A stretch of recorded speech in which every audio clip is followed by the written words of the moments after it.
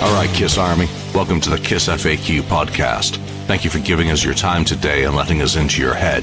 I hope we don't do any damage. We're just a bunch of Kiss fans and we talk Kiss. So come along for the ride. You've got nothing to lose.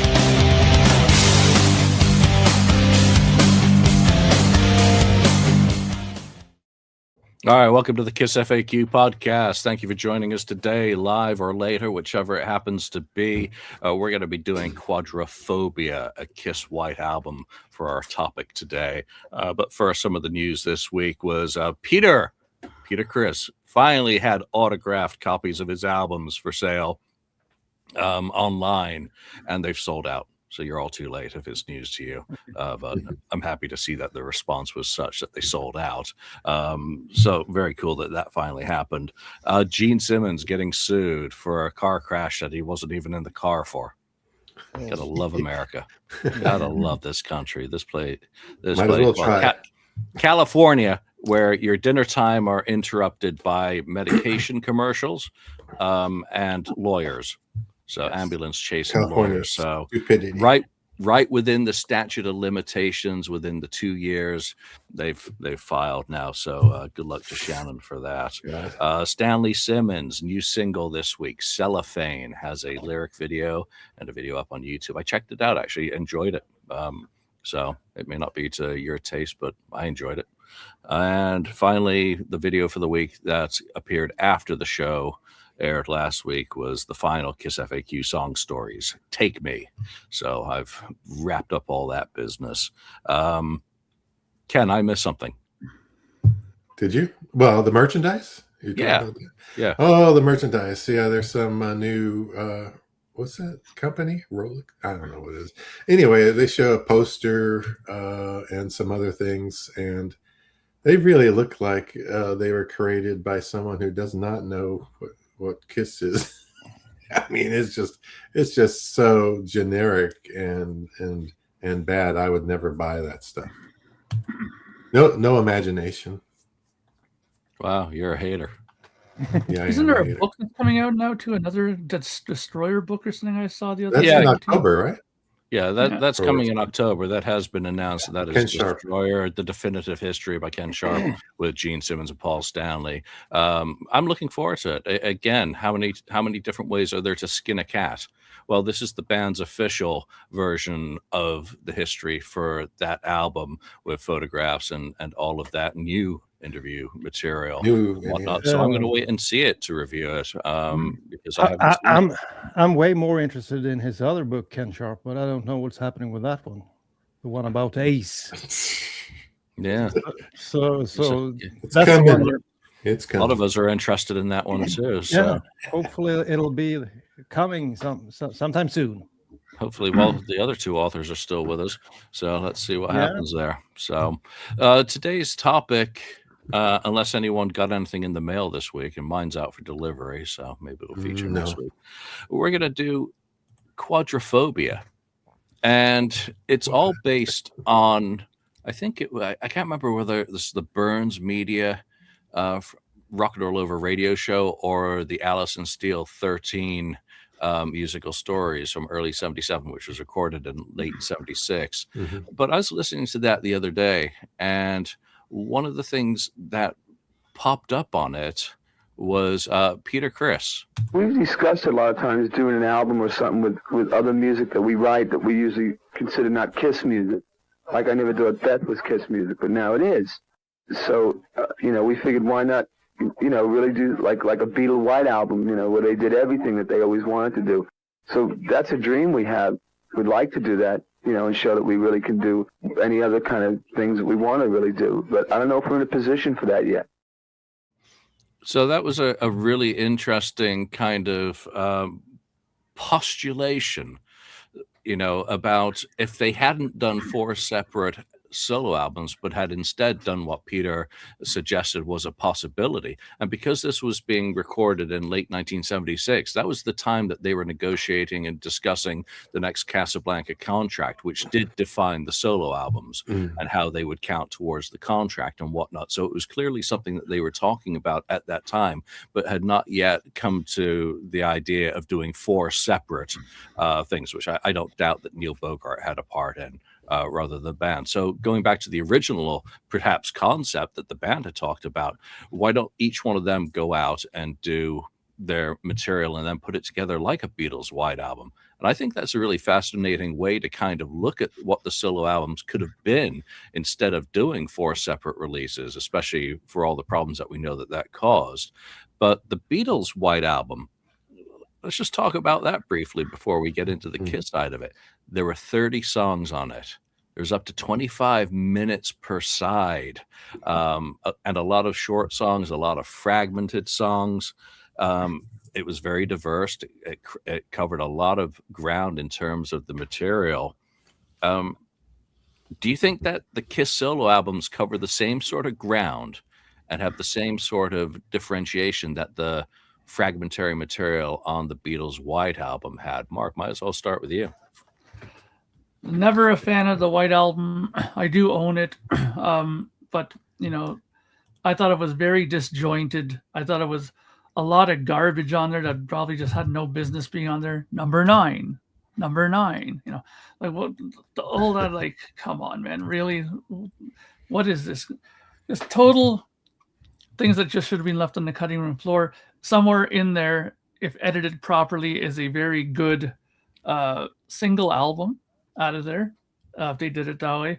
And I think that the Kiss version of this, in my opinion, would be much stronger. Can you believe that? I actually said that mainly because I think that they didn't go too haphazardly crazy. You look at Peter's album and people are like shocked that he did that, but that was his interest, that was his influence, and it came out in his record. Same with Gene. He had a lot of Beatles influence and showed up on his record.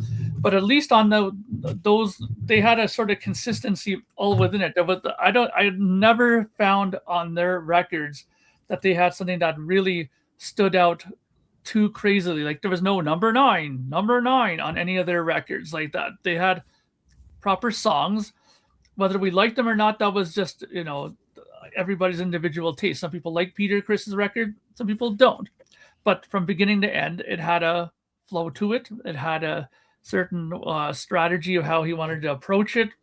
And that's that. So I think that overall, they would have had a much better time, I think, making a more solid double album than I think that Beatles album is, to be quite honest. But that's just me. Yeah, Ken, how about you when it comes to the Beatles albums versus the potential from the Kiss albums as an overview? Yeah, the Beatles one is kind of a hodgepodge. It's there's no really rhyme or reason to how it was even put together.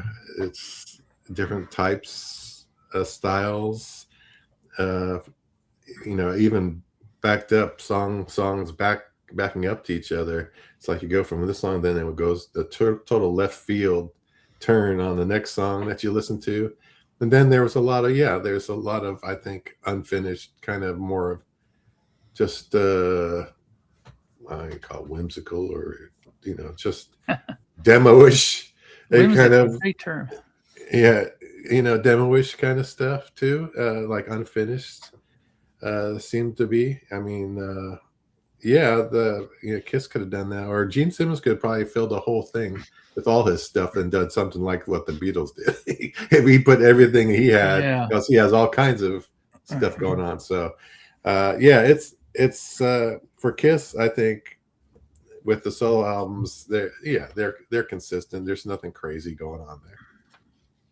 Yeah, Daniel, how about you? What's your? I don't think I can think off the top of my head what you think about the Beatles. So surprise me. Yeah. Well, I kind of like some of their songs, but the Beatles are more like my friend's parents' band, so I never got into them like that, So, but I do like a lot of the songs, sort of standing there, She Loves You and all that stuff. And on this album, there are just as Mark said, there is the potential for a great album. I would have preferred that. It's much like Hot in the Shade with Kiss. Too many songs, but even a better parallel would be Gene Simmons' Vault. It's kind of like that. There are loads and loads of stuff, but in there are enough gems to make a great record. And I think that there's 10 great songs on Gene Simmons' Vault, actually, but not too many more. And there are a few hundreds. I don't know how many songs are on that vault. 180 songs or something like that. But there are 10 great ones, and that should have been Asshole in 2004 instead of that piece of crap he released back then. So, but the Beatles album, it's interesting. I give you that. Yeah, I think what Ken said about Gene Simmons could have filled the White Album himself or Quadrophobia himself. I think Daniel kills that with a fork, because Asshole clearly shows that Gene Simmons couldn't even put together his own album without it ending up like Hot in the Shade. So we'll see how these picks go today. Quadrophobia just means the fear of four. So that's where that title comes from today. There's no way we're jamming 30 songs into 4 sides of album, not of Kiss length. You have to remember that a lot of those Beatles songs were fragments, and they wrote much shorter songs. I am offended still by Daniel's comments about the Beatles being your parents' friends' music. Daniel does like Elvis, so he came before the Beatles. That's true. Yeah, but does he like James Brown and Roy Orbison? Not really. All right, so we're not getting anywhere near the Beatles 25 minutes per side that they did on a couple of theirs. And how does that become a limitation, Mark? What's the big deal about jamming that amount of material onto an album? Well, as you get nearer to the center of the record, the audio quality starts to diminish. That's why most mastering engineers will tell you, when you're sequencing your record, you should try to keep the more, softer and sort of, acoustic laden stuff more near the top of the record, the beginning of the record, where the quality is good. Keep your really aggressive, distorted, heavy stuff near the end of the record, because it'll hold up better sound wise that way. And of course, nowadays, people still tempt fate with vinyl. I've seen a few records where they're like 28 minutes one side, or even a 30-minute side, which I'm like, you guys are nuts, because the only way you can make that even listenable is either you knock down a whole ton of low end off of it so that you have space on the record, or you have to turn the volume right down, like drop the volume right down, so that when you put it on, you're like, what the hell? You have to you grab that volume knob and you have to turn it up way more to get it.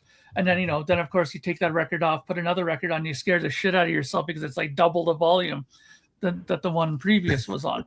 So you gotta watch that stuff. I mean, that's the thing with vinyl. Vinyl is a nice format, but it comes with obvious limitations. Jesus, I'm just checking that Hysteria 63 minutes was a single LP when originally released. Bloody hell, that's crazy. All right, so let's go around the table and see how each of us kind of approach this mission to jam 4 albums worth of solo material into a Kiss quadrophobic album. Daniel, how did you approach the task? Well, I wrote down the name of every single song, and then I just picked the 21, how do you say it, my favorites, and I had to stop at 20. I had to leave a few quite good songs, I think. There weren't enough room on this album for them, but what struck me was that there are a whole lot of great songs on these 4 albums if you combine them. I was a little bit surprised by the picks when I later studied how many Paul songs I had on there. I thought I would have a lot of Paul songs. I ended up with only 4 Paul songs, so that was a surprise to me. Yeah, as I was telling the guys before we started the show today, for the guys who provided their track sequences to me, yours was the only one that surprised me, which is very unusual, but it isn't unusual. You're always kind of do your own thing when it comes to these topics, so makes it fun. Ken, how did you approach this? Yeah, after you selected all of Gene's songs, how did you feel? Yeah, I didn't say. Yeah, I know. I mean, I tried to think of it as how Kiss would do things, kind of like their records in a way. Maybe slightly less Ace and Peter songs than Gene and Paul, kind of thing. A little bit. I didn't kind of go too crazy, but and then I tried to formulate it and group the songs, which is kind of thematically on each side. Each side had its own little theme. I tried to keep it into the theme of the name of what I came up with, but we'll see that when we get there. So yeah, it was kind of difficult having to drop some songs. Yeah, like Daniel said, there were some really good songs that you just had to cut, and I did. Yeah, brutal. Mark, how about you? Well, believe it or not, one of the things that I did, well, the one thing I did do on this, and I wish other bands would do this when it comes to these kind of double length albums, is the format, the running order is so critical in this.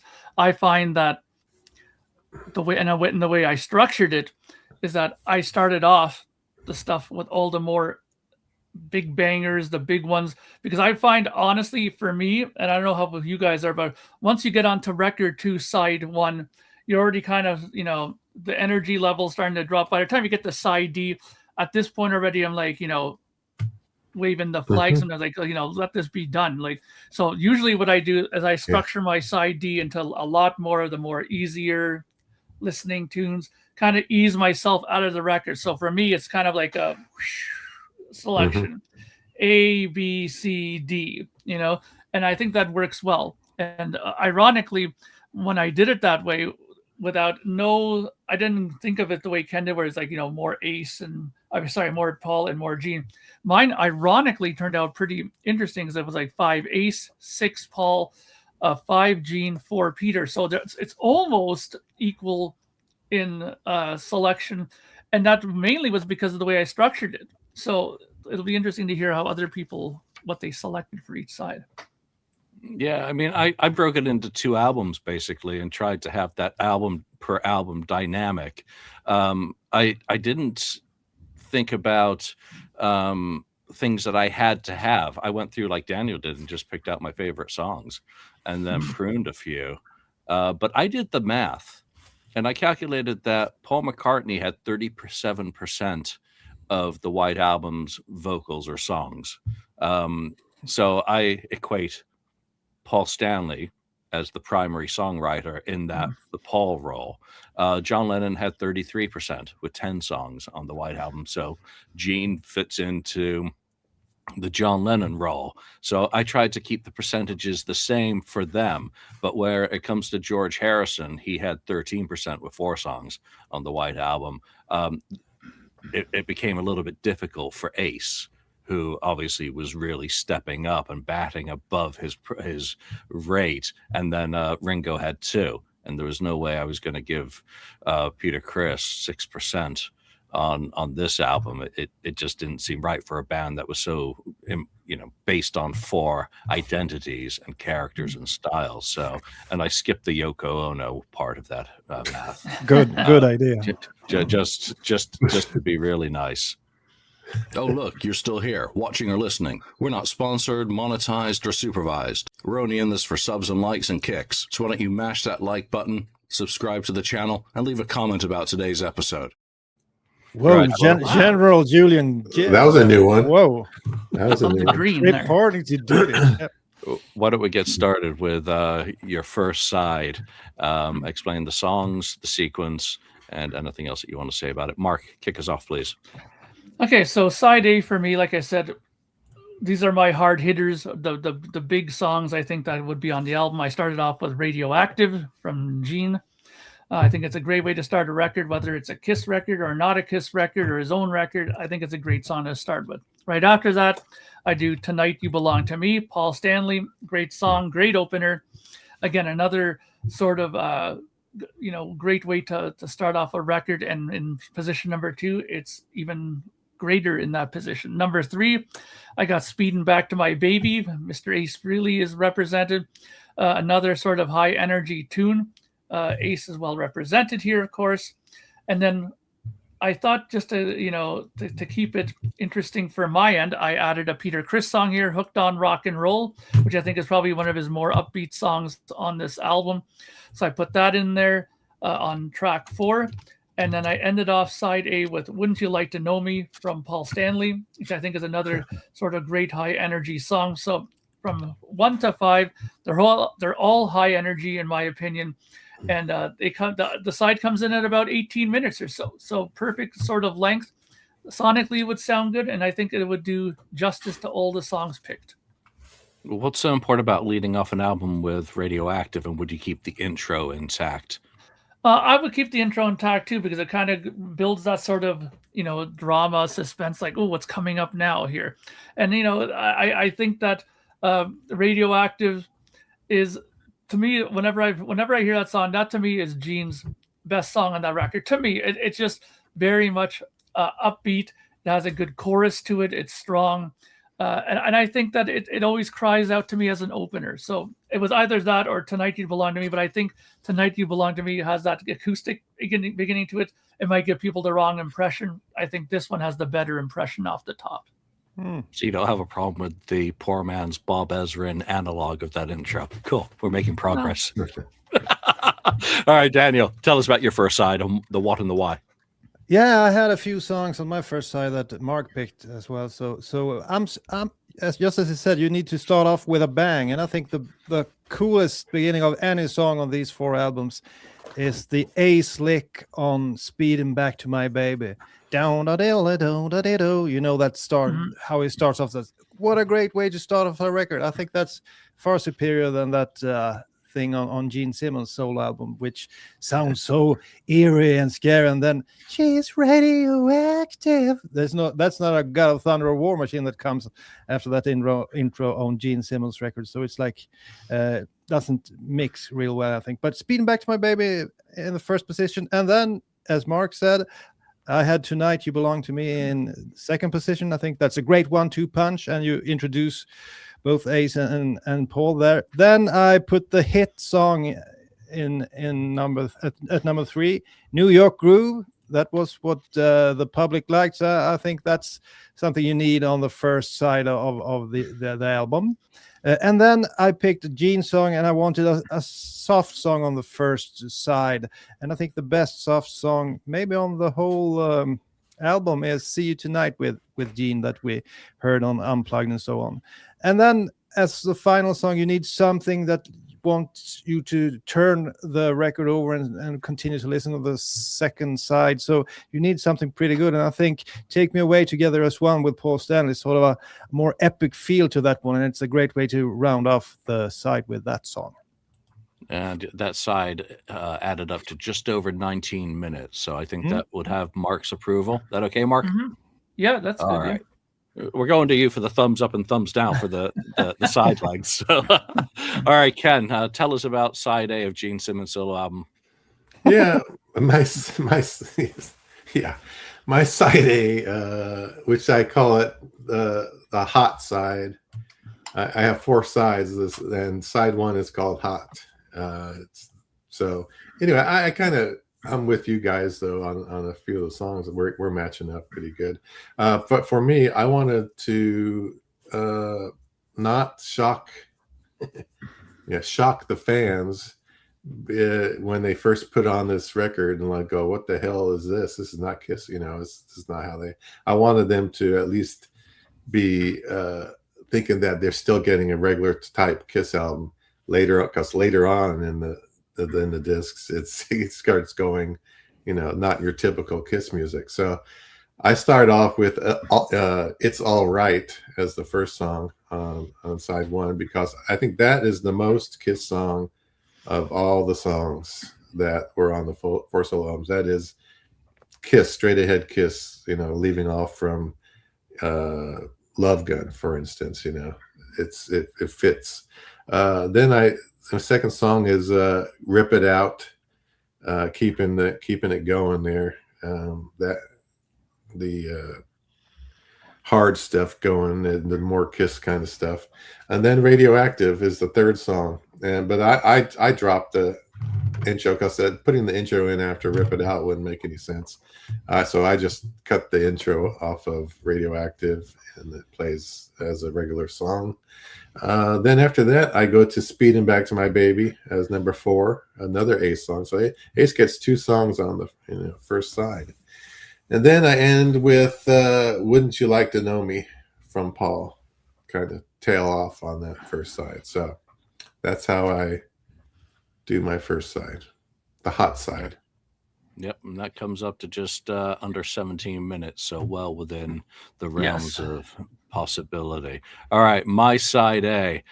I approached this and I tried to look at what they had for all their opening songs, because I think those opening songs on each of the 4 solo albums is important. But I think the best of the opening songs needs to be represented, and that's Rip It Out, which I believe opened Aces, unless I've really messed up. Yes, Ace opened Rip It Out. All right, just had to fact check myself there. Had a moment of fear. Great opener, gotta be there. But then I'm going into Wouldn't You Like to Know Me? And I see that 3 of us had that on our first side. So there's something about that song. It really sets the tone. And then my third song is something that's not on any of the solo albums. I wanted to go outside because it's more like a wide album. I think we can get more eclectic and more weird. So I picked this one.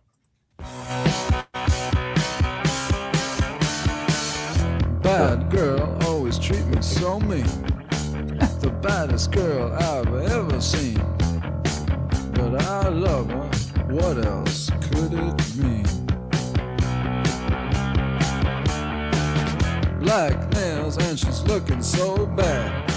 The best girl I've ever had. And she knows how to give it to me so bad. So bad, yeah.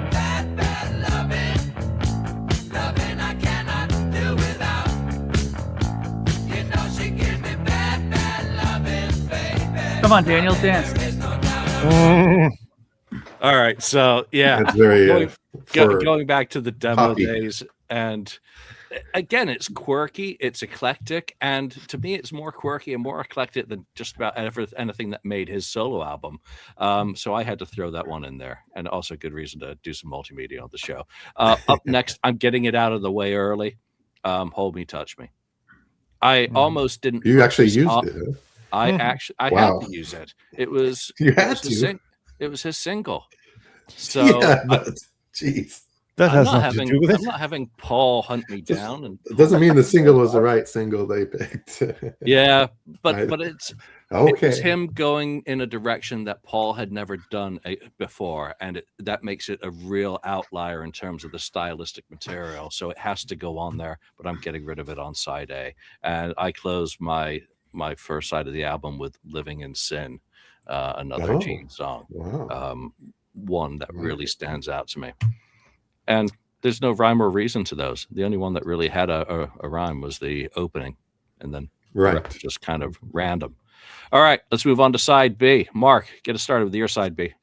Okay, so my side B sort of continues like where side A was. So this is kind of the last of the sort of really upbeat ones. So I start with Rip It Out, which is, of course, a fantastic opener for any side. Mr. Ace Frehley did a great job with that. And then we start sort of easing up a little bit, excuse me, with Burning Up with Fever, Mr. Gene Simmons. I know Daniel would love to hear that in the second position there. And then number 3, I put in It's All Right. I think Paul, that's another sort of slightly upbeat, it's sort of in the middle position, so it fits in perfectly with that sort of framework that I'm thinking of here. Track 4, I put in Snowblind by Ace. So we have 2 Ace songs here on side B. I've always loved Snowblind. It's a great song, but this one's a little bit more mid-tempo paced, so it kind of fits in nicely with the slowly, easing up into side B. And then the fifth song, I put Love in Chains in there, which is a sort of, to me, has always been kind of the sort of quiet, hidden track of the album. I've always loved that song, but it's placed so late in the record, I think it doesn't get as much attention as maybe it could have gotten overall. So yeah, that's technically my side, and I think that again falls in well into the structure of, you got the 7 minutes here, 6 minutes here, so that's 13 plus 3, that's 16 minutes, 17 minutes roughly. So perfectly structured again for vinyl in mind. So yeah, that's my side B. What was your first song? I didn't hear that. Rip It Out. Rip It Out. Oh, nice. Okay. Yeah. All right. Daniel, your side B. Yeah, side B. Great minds think alike. Rip It Out starts off my second side as well. So I started off the first side with Speeding Back to My Baby. And once again, I go to Ace for a great opener of a side. What a great opener. Then I move on to a Paul song. I think Ace and Paul, they have the strongest songs if you compare the album. So Rip It Out is followed by Wouldn't You Like to Know Me? I think that's a good follow-up to Rip It Out. Then I also use Snowblind on this side. I think that's a great A song. A little bit slower, but still very cool. And by this point, it struck me that I hadn't used a single Peter Criss song, so I needed to use a Peter Criss song. And the one that I think could fit here is You Matter to Me, a bit of a pop song. And I end off with something a little bit weird that I think is a kind of a cool way to end a record, much like Journey of 1,000 Years on the Psycho Circus or something like that. And I ended off with Always Near You, Nowhere to Hide from Gene. I think that's a pretty, strange song that's perfect for the final track on the first LP. Yeah, that was a really cool pick. When I saw that on your list, I was like, nice thinking there. It's like, why didn't I include that one? So, Ken. You're muted, sir. Let him know that he's muted. Classic. Yeah, I almost picked Always Near You also. I dropped it because I didn't want to be too much Gene on mine.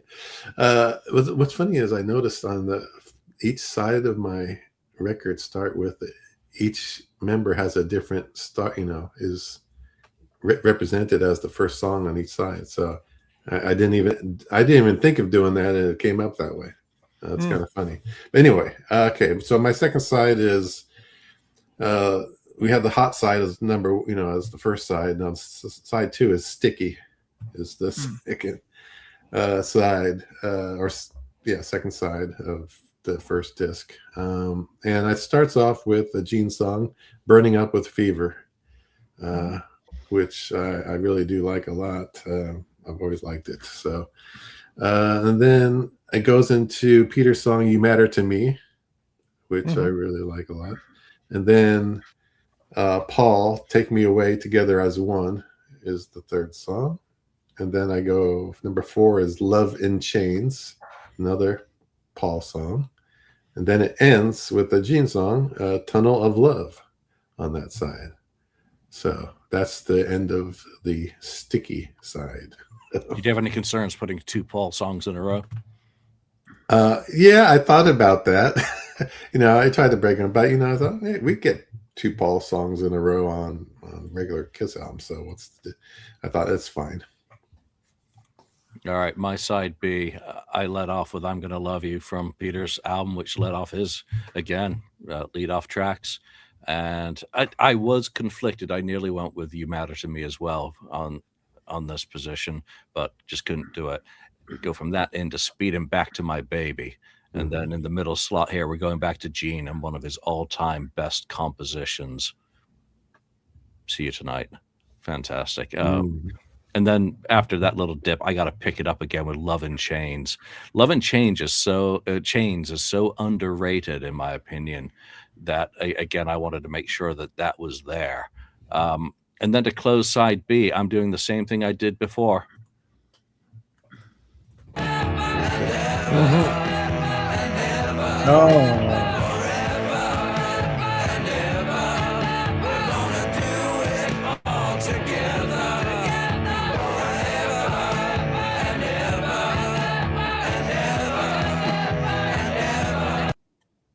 goes on a bit. It would be an Forever. edited version of that. I just think it would have been, if they were doing it as a Kiss album proper, Forever would totally have been there. As cheesy and cornball as it was, just think of some Aces leads in there and some Paul on the background vocals and Peter with some ad libs, you know. Did I do a version of that for that Japan thing, Samurai Son? He contributed a song that's very close to this one, didn't he, Gene? Oh, his song was better than the other. Yeah, but it's very close to Forever. Hot Shoe. Yeah, it's very close to this one. So that's a different take on this song if you want to hear it out there. So again, just because that was one of those demos that has circulated for years, it just seemed like a perfect opportunity to jam that onto a Kiss album. All right, Mark, kicking off your second album, your side C. Yeah, so this is now we're slowly starting to get into the lounge chair part of the album, where you kind of more chilled out parts of the stuff. So I started off with a Peter Criss song, "You Matter to Me," which I think is a kind of, it's a little upbeat, but I wouldn't call it anything extremely energetic. So I put that on first, then followed by "New York Groove." While I like the song, I've always found it just kind of like the mid-tempo-ish sort of song. So it kind of fits good into that sort of easing back into the sofa kind of routine there. And then I put in "Take Me Away Together as One." I've always loved that song. Carmine on drums, fantastic stuff on that. But it's, again, one of those longer tracks. It does kind of make you start yawning a little bit after a while, after you're going through two sides of an album, long album. And then I put in It Ain't Quite Right, which is, this one's kind of a little bit more the laid back sort of, bluesy structured Paul song. And then ending the side with another Peter Criss song. So two Pete songs on one side with a Tossing and Turning, which is about what's going to start happening by side 4. A little bit of chilling out and getting ready to check out once and for all. So that's my side C. Remind me of the first song. You Matter to Me, sorry. All right, cool. Daniel, your side C. Yeah, I have to say that my second LP is a bit weaker than the first one, I think. But I had to try to find a song that could start things off, and I ended up with a song that I recently rediscovered when I heard a version with Ace Frehley and that crazy chick Rachel doing a duet on this one. What's on your mind? What's on your mind? There's a great duet with his former girlfriend that I like a lot. So I start off with that one, and then I go with a Gene song that I heard Ken like this one as well, of course. Burning Up with Fever. I think that's a pretty cool 1-2 punch there at the beginning of this side. Then I go for another favorite from Peter's album, Don't You Let Me Down. I think that's a very beautiful song from Peter. And it started to get a little bit mellow here on side C, so I continue that feel with Man of 1,000 Faces. Great tune from Gene's record. But then I have to put something wilder at the end of the album. So I picked the one where Ace drinks himself to sleep, or do Betty White until he falls asleep. Wiped Out. I am the side with that one. Wow, I've been completely screwing up the numbers here.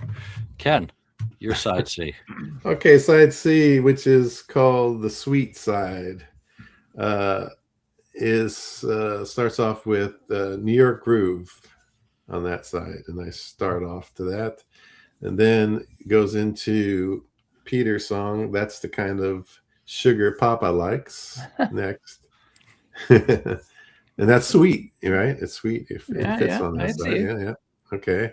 Then I go into Mr. Make Believe as the third song for Gene, and then this one kind of, and then the next one's kind of out of place. I probably should have switched it with one of the Paul songs on the first side, but looking back, it's whatever. Tonight You Belong to Me is my fourth song on that side, and then it ends with Don't You Let Me Down, another Peter song, which I like a lot. So Won't you let me down? All right, my turn then for my side C. So once again, going with Paul Stanley, opening track from his solo album, Tonight You Belong to Me. I always go back to that feeling I had when I first heard that album, and I was like, wow.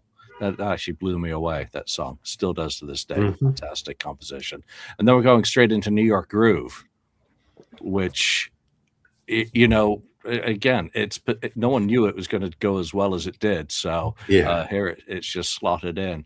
And then I'm going outside the box once again to a song that is my wish list to hear a pristine, crystal clear copy of the only known outtake from Peter's album.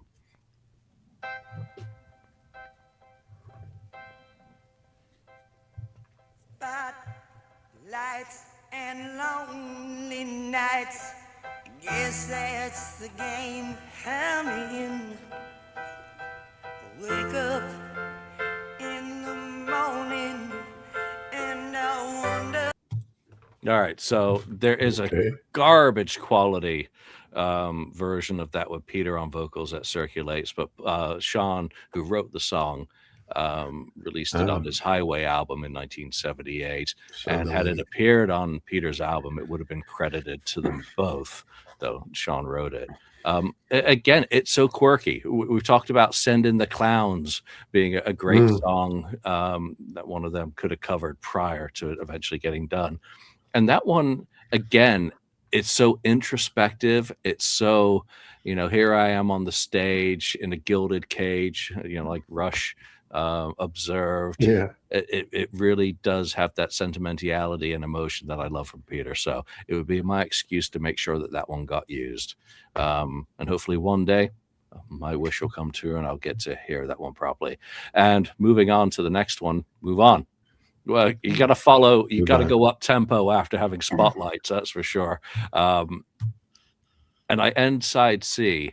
And this was one that was tough to figure out where to place it because I knew I had to have Fractured on this album. It had to be there, that instrumental, Fractured Mirror. Just absolutely had to be present, and I didn't want it to be the last song on the album. Just would not have worked versus the one that I did choose. So there we go. Kicking off onto the final side of our quadrophobic albums. Mark. All right, so this is the, you know, sort of final stage of the relaxation. Starts off with a song that's maybe not as relaxing as the other ones, but Living in Sin, I kind of think of it that is not too big a upbeat song, kind of chilled out, has that humorous part in the middle there. But then it's followed up by Man of a Thousand Faces, which is a great song, very chilled out, relaxed song. And then, of course, song 3, you have to represent Mr. Chris again with I Can't Stop the Rain. That's a very chilled out song, must be on there. So that's a perfect one for side D. Followed by Mr. Make Believe, which by this point, if you don't have the blanket and pillow ready by this point, then I don't know what's going on because it's a perfect exit out of the whole thing. And my last song, I decided to play a little bit of humor and just put in something that's not as chilled out, just to kind of jolt you out of your sleep a bit. And I'm going to end it with What's on Your Mind from Mr. Ace Frehley, kind of kick you out of sleep for a moment there with 3 minutes of that. Now, the one thing I wanted to say before I end this is that you guys are looking at this as a white album. What I thought would have been interesting to do is I wanted to put the artwork to represent the colors of the Kiss albums. So I would have put purple as the front panel. I would have put red as the back panel, and the two inside panels would have been a blue and a green to represent each people in there instead of having a just straight white album. I was distracted trying to find Living in Sin. What was your second song? Man of a Thousand Faces. Nice. All right, Daniel, your final side. Final side. Well, we start things off with Radioactive without the intro. A decent opener. Then we continue with Gene, Mr. Make Believe. That's a great tune. Didn't Ken Sharp do a version of that one? Yeah. Yes, he did. Yeah, that was pretty cool. Yeah, and then we move on to Ace. I think I have to check how many Ace songs do I have on this thing. 7 Ace songs. Okay, I left out the instrumental and one more. The rest, you know, made it to the album. So Ozone at number 3. And then a favorite from Peter's album, I Can't Stop the Rain. I think Mark had it as well on the final side. So a great ballad, and it sort of sets the tone for the end of the record. Sort of a blue feeling. Oh no, it's about to end. The record is soon over. And then, of course, there's only one song you can have in the final spot, I think, and that's Goodbye from Paul Stanley. Perfect way to end the record. All right, Ken, you're up. Okay, side 4, which is called the dreamy side of the album. It starts off with I Can't Stop the Rain by Peter, and then it goes into Man of a Thousand Faces next by Gene, and then another Gene song after that, See You Tonight, follows. Then it kind of picks up a little again, and you get Snowblind by Ace next, and then it ends just like Daniel. The proper way to end the song is with Goodbye, which is one of my favorite songs off of Paul's solo album. All right, which leaves me to do mine. And I'll just put up the graphic now of all of our picks. Ooh, I kick off my final side with Radioactive without the intro. I get rid of that. It wouldn't work on the last side. What if I Take Me Away? Burning Up with Fever. I Can't Stop the Rain has to feature. And the last song on my album has got to be Goodbye. there's no other way. Yeah, perfect. It's like that. Yeah. You know, it's the perfect closer. So that also ended up being the longest side. 21 minutes, Mark. That's a little bit on the borderline of acceptable. I think we'll have to edit Burning Up with Fever and Take Me Away. Come on, 5.5 minutes. That's definitely got to go a bit. You know, was it more difficult than you expected to try and prune down? You know, what is it, 40 songs in total? Down to, I guess we all ended up with 20 to make this work. Mark? Not really. I mean, there are obviously some songs that are instantly on your mind when you think of doing these kind of records. And, you know, we all have our favorite solo records. So we're of course, going to prune a lot more from that or take from that and put it into your collection. But I didn't find it too overly difficult. I mean, the main reason why it wasn't too difficult is because Kiss in general seemed to write songs that are between, let's say, 2 minutes 40 to maybe like 5 minutes tops. So you always have enough material within that 3-minute bracket. That's really where they live a lot, is between 3 minutes and 3:45. So you can make a decent side out of songs that are that long. So I don't think it was as difficult. If it was a band that had like a lot of 7-minute songs or 8-minute songs, then you would have a tough time doing that. What about you, Daniel? Difficult? Not difficult? Any scraps that really should be on yours that you had to let go? I think that was the one thing that was difficult. There are so many good songs. So I left off like, I don't think maybe Snowblind made it on, even though I would say it's, I'd give it 8 out of 10 when it comes to grading it, but it didn't really fit my album. You need some slower songs, you need some rockers, and you need the variation. So some just didn't make it, but it really struck me that there's a lot of great material on the solo albums. I just wish they would have made a Kiss album instead in '78 using that material. Oh my Lord, that could have been a great album.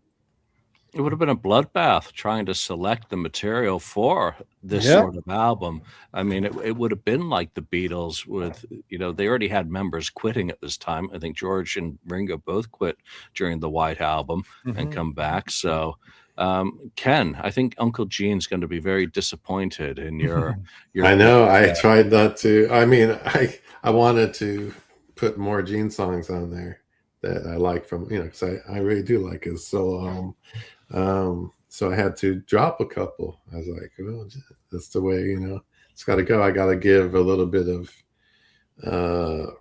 love to the other guys too. So it was, I mean, originally we were thinking 30 songs, and I thought that's too easy because that's pretty much almost. Well, Mark said no way, and clearly those sides and their lengths would never have been like too hot in the shades. And I said 20, so I said 20 is a little bit, it's better, and it's a little bit more different and more consistent with like normal 5 songs on a side of a record kind of thing. So that works, better. Otherwise, there was a couple here and there that was tough to drop off, but it came out okay still. Yeah, so all around, only 2 of us gave any member of the band 7 songs, and that was Daniel gave Ace 7, and I gave Paul 7, going with my ratio compared to the White Album's splits. 3 of us gave Gene 6, in second place. Mark was the most stringent in splitting out his material much more evenly, it appeared, with 5 for Ace and Gene. 2 of you gave Peter 4 songs. All hail those who gave Peter 4 songs, and 2 of us 3. So, altogether, it wasn't that surprising how this ends up, that the songs that weren't included generally are the ones that would never have been included otherwise. I mean, for those of you who are listening or watching this, what are the songs that you would have had to have included on an album, a double Kiss album in place of the solo albums? How would you have approached doing it? Would you have done it like the Beatles, which is obviously splitting it according to the primary roles that the members had at that time? Or, would you have gone with just your personal favorites?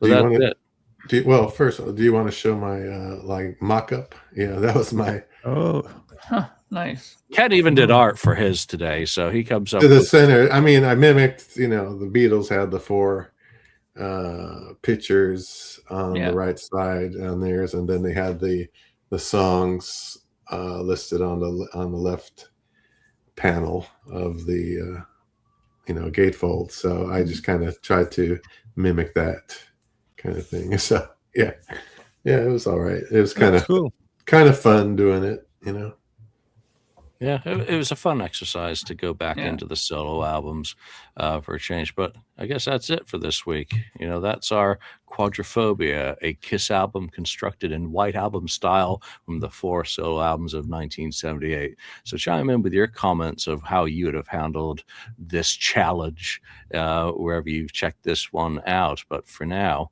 we appreciate you listening and watching. So from Ken, from Mark, Daniel, and myself, thanks for joining us. We'll see you next time.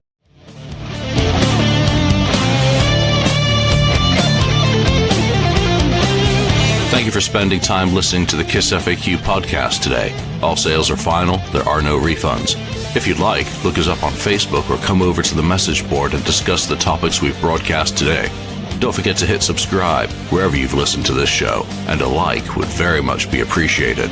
We hope you'll join us again, but until then, remember, life's a radio. Turn it up to 10.